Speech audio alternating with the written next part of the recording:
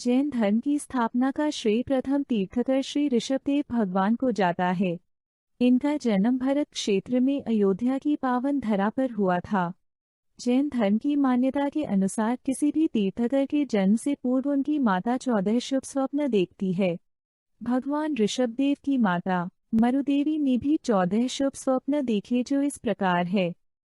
हाथी, वृषभ, केशरी सिंह, लक्ष्मी, फूलमाला, चंद्रमा, सूर्य, ध्वजा, कुंभ कलश, पद्म सरोवर, क्षीर समुद्र, भुवन विमान, रत्न राशि, अग्निशिखा। भगवान ऋषभदेव का जन्म चैत्र माह की कृष्ण पक्ष की नवमी तिथि को उत्तराषाढ़ा नक्षत्र में हुआ। उनके पिता राजा नाभि अयोध्या के राजा थे। जन्म से ही आपके शरीर में 4 अतिशय थे। पहला, आपका शरीर पसीने से रहित और स्वर्ण कमल के समान शोभनीय था। दूसरा, आपका रक्त मांस गाय के दूध के समान उज्जवल व सुगंधित था। तीसरा, आपका आहार निहार चर्म चक्षु के लिए अगोचर था। चौथा, आपके श्वास की सुगंध सुविकसित कमल की सुगंध के समान थी। 56 दिशा कुमारी और 64 देवेंद्रों को जब प्रभु के जन्म का ज्ञान होता है तो वे सब मिलकर तीर्थंकर के जन्मगृह और मेरु पर्वत पर उपस्थित होकर बड़े हर्षोल्लास के साथ तीर्थंकर का जन्मोत्सव मनाते हैं। कुछ साल बाद प्रभु बाल क्रीड़ाएं करने लगे। भगवान के बचपन में कई देव बालक का रूप बनाकर उनके साथ खेलने आते थे। भगवान को प्रसन्न करने के लिए मयूर बनकर नृत्य दिखाते। कई पोपट, मैना, कोयल, हंस आदि बनकर अपनी बोली और रूप से मनोरंजन करते। कोई सुंदर घोड़ा, हाथी आदि बन प्रभु का वाहन बनते। उस युग में मनुष्य की सभी जरूरतें कल्पवृक्ष से पूरी हो जाती थी, किंतु कल्पवृक्ष की शक्तियां धीरे धीरे कम हो गई। उस वक्त में ऋषभदेव ने मनुष्य को ज्ञान दिया और जीने के लिए 6 काम सिखाए, जो इस प्रकार है। पहला, असी अर्थात स्वर्ण और प्रजा की रक्षा के लिए सैनिक कार्य। दूसरा, मसी अर्थात लेखन कार्य। तीसरा, कृषि अर्थात खेती करना और अन्न उगाना। चौथा, विद्या अर्थात ज्ञान अर्जित करना।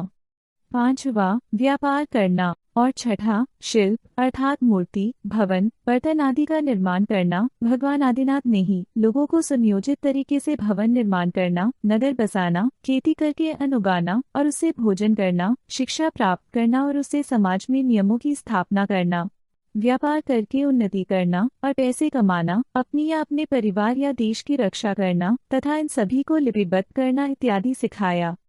इस तरह से मनुष्य को मूलभूत चीजों को सिखाने का श्रेय भगवान आदिनाथ को ही जाता है।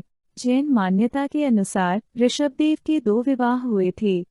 उनकी पत्नियों का नाम सुमंगला व सुनंदा था।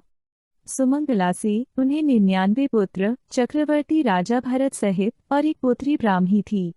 सुनंदा से उन्हें एक पुत्र बाहुबली व एक पुत्री सुंदरी थी। ऋषभदेव ने अपनी पुत्री ब्राह्मी को लिपि और सुंदरी को गणित का ज्ञान सिखाया। अपने ज्येष्ठ पुत्र भरत को पुरुषों की 72 कलाओं और बाहुबली को प्राणी रक्षण का ज्ञान करवाया। एक बार आपकी राजसभा में स्वर्ग के राजा इंद्र उपस्थित हुए। आप दोनों सभा में नर्तकियों का नृत्य देख रहे थे। उसी समय नीलांजना नामक एक नर्तकी की आयु पूरी हो गई और उसकी मृत्यु हो गई। यह देखकर ऋषभदेव को मृत्यु के दुखद सत्य का ज्ञान हुआ। उन्होंने अपने साम्राज्य को अपने पुत्रों में बांट दिया और सांसारिक मोह माया का त्याग कर मुनि बन गए। आपके साथ साथ कई राजा, प्रजाजन, आपके पुत्र, प्रपौत्र आदि ने भी संसार का त्याग किया और आपके साथ ही दीक्षा ले ली। दीक्षा के बाद केवल भिक्षा मांगकर ही जीवन यापन करते हैं, किंतु उस काल के आप पहले तीर्थकर थे, इसीलिए लोगों को यह नहीं ज्ञात था कि भिक्षा में क्या और कैसे देते हैं। इसीलिए प्रजाजन उन्हें हीरे, मोती आदि बहुमूल्य वस्तुएं लेने का आग्रह करते, लेकिन कोई भी भोजन नहीं देता था। भगवान ऋषभदेव को भूखे रहते हुए 13 महीने हो गए, किंतु उन्हें आहार नहीं मिला। एक दिन आप विहार करते हुए हस्तिनापुर पधारे। वहां आपके प्रपौत्र श्रेयांश ने आपको इक्षुरस बहराया। यह दिन वैशाख माह की शुक्ल पक्ष की तृतीया थी, जिसे आज भी अक्षय तृतीया के रूप में मनाया जाता है। भगवान ऋषभदेव ने सर्वप्रथम जगत को तप का और श्रेयांश कुमार ने दान का पाठ पढ़ाया।